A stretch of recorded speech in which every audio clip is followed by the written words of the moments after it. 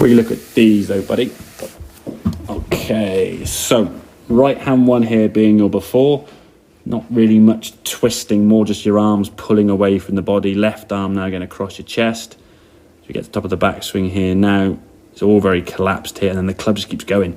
Yeah, so you haven't really turned your body from about here. It's just, that's a lot of arm movement, yeah? Your arm going across your chest, and you sort of see that sort of left shoulder now sort of crunching up there where the arm pulls in here a lot more. It just puts the club in a position that's a little bit strong. The club face now, so you point to the sky, which will encourage that hooky one. And then your left arm's got an awful lot of work, or your shoulders now start twisting too quickly, aiming left to target. So you've got a club face that's closed, coming to the golf ball, and then a path that's going to be going this way. There's only really one way that ball can go, unless you kind of hang on to that club face and do some miraculous kind of save, which you did 2 times out of 8. When it was good, beautiful. When it's bad, oh dear, lost ball, yeah, or problem areas, okay? So you want to feel that this is the old backswing you had there. This is your practice swing, okay? Torso turning a bit more now, arms lifting. That's what we're looking for. Looks class, isn't it? If you can get there, which you can, I'm not doing it, that's not me doing that, that's you just putting yourself there. If you can get there, brilliant. And it's doing that maybe, I don't know, 50, 20, 100, whatever you want to do, times a day. So that just becomes what you do. You've turned the body nicely, your arms are lifting up, check it, come back to golf ball.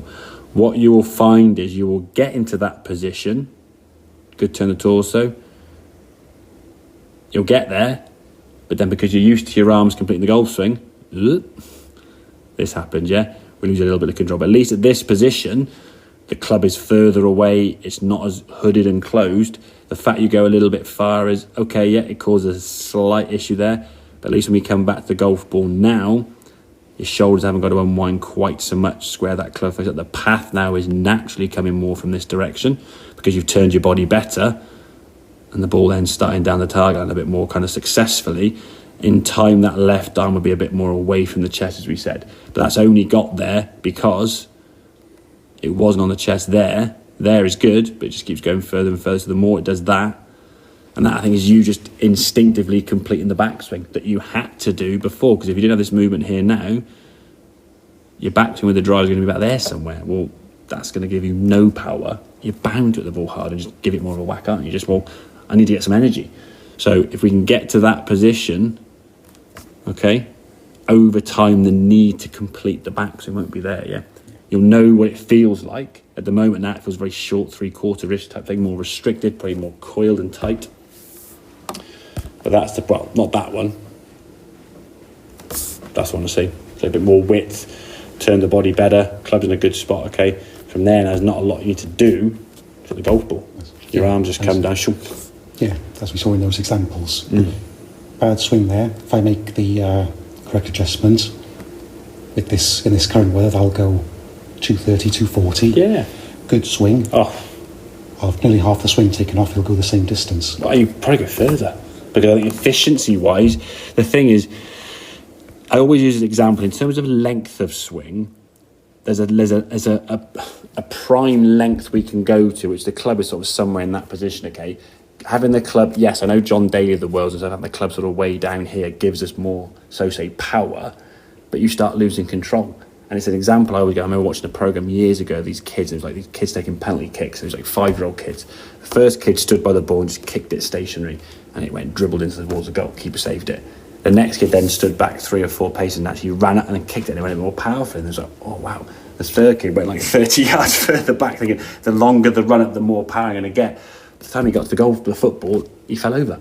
He was so tired. He's like, so he hasn't gained, yes, potentially he's got more energy coming into that ball, but if you lose control and you fall over, the ball doesn't get any of that energy anyway. So there is a point where you can go, yes, if you only swung the golf club to there, it wouldn't go as far as you would do by swinging the golf club there with a paw movement. But at the same time, if you keep that coil going up there, you've got to think your shoulders have rotated through 90 degrees, or maybe more so. Your left arm on the club nicely above your shoulders there, so you're in a really, really good position, okay? I would just look at that position there and just keep that position in your head, and that's class.